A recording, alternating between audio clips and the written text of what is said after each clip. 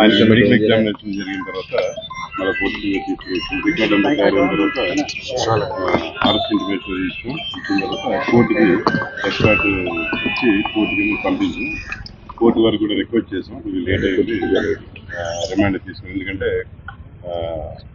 లోకల్గా మేము శాంతి భద్రత మిగిలిన విషయాలు చూసుకోవాలి కాబట్టి రాత్రి మీద పంపించడం జరిగిన తర్వాత మార్గ మధ్యంలో కామెంట్ జరిగేటంలో అక్కడ ఈ నిందితుడి యొక్క రిక్వెస్ట్ మేరకు వీళ్ళు ఆపారు, బండి ఆపి ఆయనకి సమ్ నేచురల్ కాజ్ అన్నది లేకపోతే బయట దానికి అవకాశం ఇచ్చారు.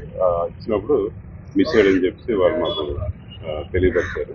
మరి ఆయన పారిపోయాడా ఎటువైపు వెళ్ళి ఏంటంటే వాళ్ళు చీకటి అయితే గమనించలేదు, శబ్దం అయితే వచ్చిందని చెరువులో అన్నారు.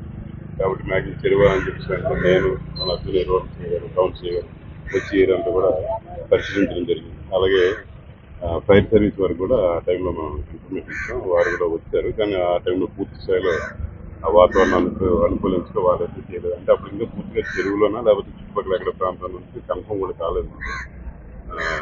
ఇప్పుడు ఉదయం వచ్చిన తర్వాత ఈ గజేతగా రావడం ఇదంతా కూడా ఈ సెర్చ్ ఆపరేషన్స్లో బాడీ ట్రేస్ అవడంతో దానికి రాత్రి వాళ్ళు ఏదైతే శబ్దం వచ్చిందని చెప్పారో దానికి దీనికి కూడా కరెక్ట్ అని చెప్పి ఇప్పుడు అనిపిస్తుంది.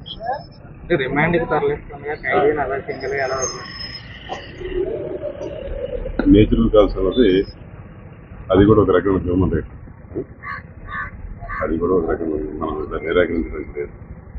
సార్ మిస్ అయిన టైంలో ఎస్కాట్ ఎవరెవరు ఉన్నారు? స్టాఫ్ ఉన్నారు, 20 రోజులు స్టాఫ్.